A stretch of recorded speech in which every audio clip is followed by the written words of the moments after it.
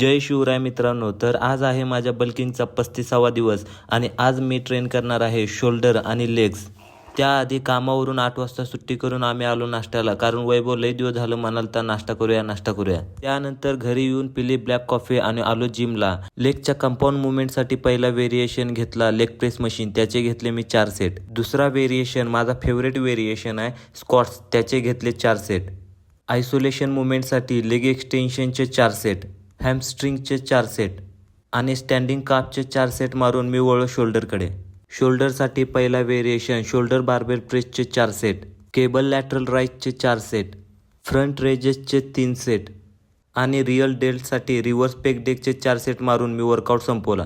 त्यानंतर घरी येऊन केला नाश्ता आणि नाईट करून आलतो, त्यामुळे थोडा वेळ झोपलो. त्यानंतर 3 वाजता उठून मी दुसरी मील घेतली, त्यात खाल्लं मी छोले, चपाती आणि सलाद. त्यानंतर मी संध्याकाळच्या जेवणाच्या तयारीला लागलो, कारण संध्याकाळी कामाला जाताना लय गडबड होत्या.